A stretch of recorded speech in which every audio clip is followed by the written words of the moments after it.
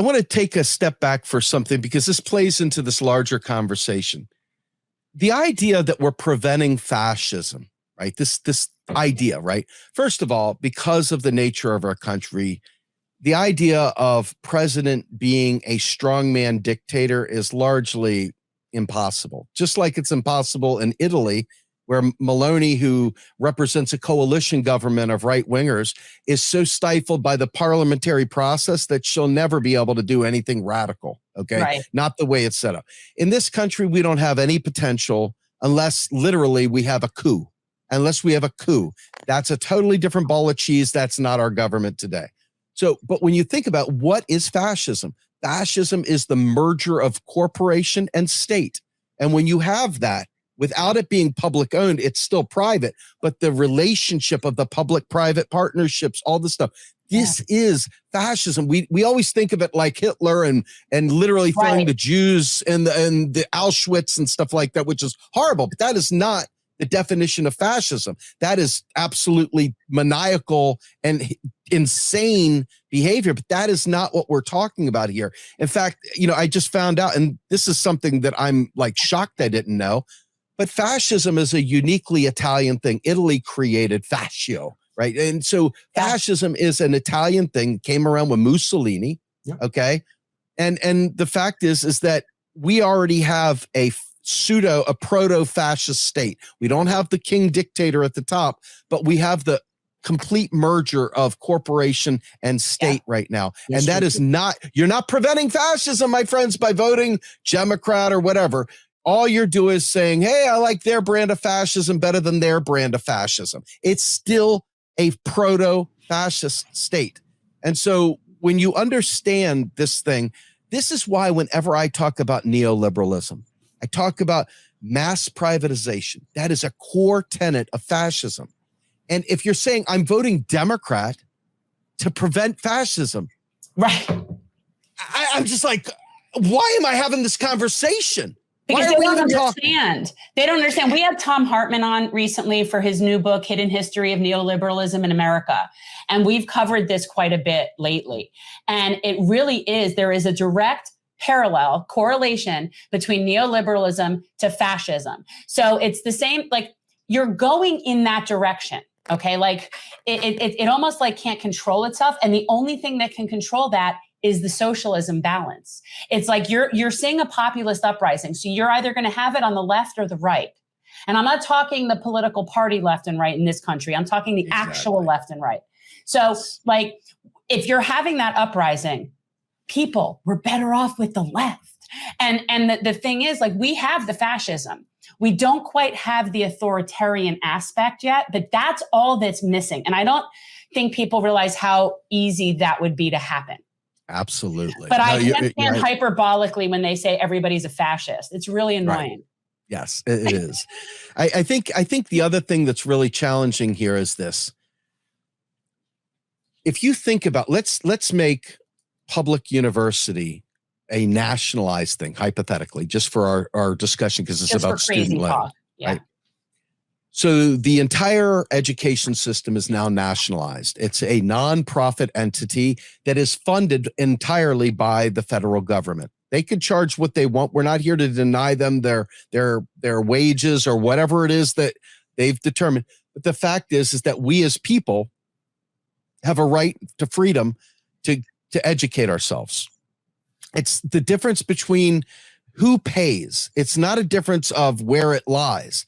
And so whenever the federal government creates an agency or creates an institution or creates a law, this is a way of the federal government servicing us as people, allowing us to have a better life. It doesn't require a tax dollar to do that. We are not responsible for building institutions. Our federal government that creates currency and has our best interest, if it does have our best interest, creates those public purpose entities. Okay.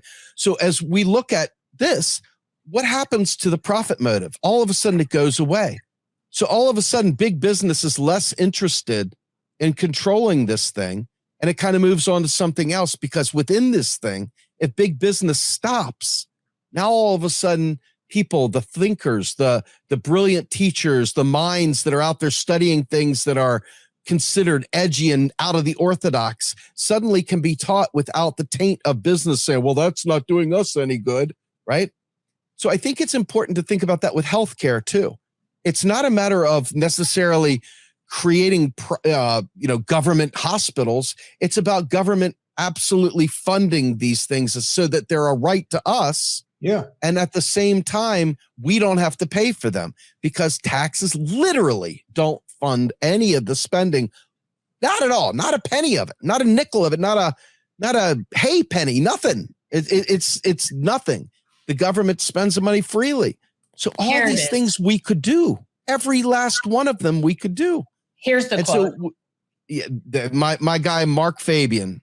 I just want to make it clear. Yeah. That fascism is a totally different thing than what's being said. Bigotry, racism, authoritarianism, all that stuff, fine. Okay. But what you must understand, and this is the hardest thing for lefties, or not even lefties. Lefties, I think, get it. It's the centrist, the squishy center that doesn't get it. The reason why the people flock to Trump is because they like the idea of somebody confident, seeming capable, even if they're not, and they can point to his business and say, see, this guy knows the shit. They want somebody that walks into the bar that they can walk in behind. The bully, they want them to walk in because they are tired of getting kicked too. They're tired of getting kicked around. And so they want that strong man. And when we trot up a corpse and a cop and Biden and Kamala, that rubs every bit of their sensibilities completely the wrong way. Feckless, stuttering, useless, completely rich and bourgeois and not in any way connected to the people. Suddenly it makes a Donald Trump look remarkably competent suddenly. It's like, well, I'm totally competent. I'm the smartest person in the room, and you totally know it. I think that, we have a tendency. We actually had a really good interview with an author that wrote a book called Corruptible. And one of the things we talked about is sort of like as people, we still use that primate monkey brain aspect of us to choose our leadership. We still have this might makes right. We still support that almost instinctively, even though the times we don't need the monkey who can beat off the wolves, right? We don't need that anymore. We need somebody, with more brains, but we're still voting for that leader. Right. So somebody says, I think this is really important. Dirtbag Leftist says, how many times did Trump declare bankruptcy? He's not a successful business person. Correct. Nobody is looking at his balance sheets. They don't care. He exudes confidence. This is the problem. This is the problem. It's Biden's fecklessness is something that it's like shaking hands with somebody. When you do it, their hands just melts like butter. It's like, you just instantly I'm not sure about that handshake there. Right. And this goes back to childhood. Your dad taught you, everybody taught you. And that's what Biden's behavior is like compared to Trump. Yeah. I hated Trump. I didn't vote for Trump. I wouldn't vote for Trump the same. I am a true lefty and Trump doesn't serve any value for me whatsoever. Right. But being able to explain what the right looks for, right? Being able to explain what the right is looking for. They're looking for that guy. They don't care if he's a bankrupt 100 times. He was smart enough to figure out how to use the system to do whatever. I'm a really smart business. But you really know smart what though? But what do other people base it on? Then you could say I look at the Democrats and I think they just tend to support very overwoke identity, somebody with a good identity card. So they're going to go with the touchy-feely over the, the more we want the guy with the machismo. To not deal with the fundamental decimation of working people in this country.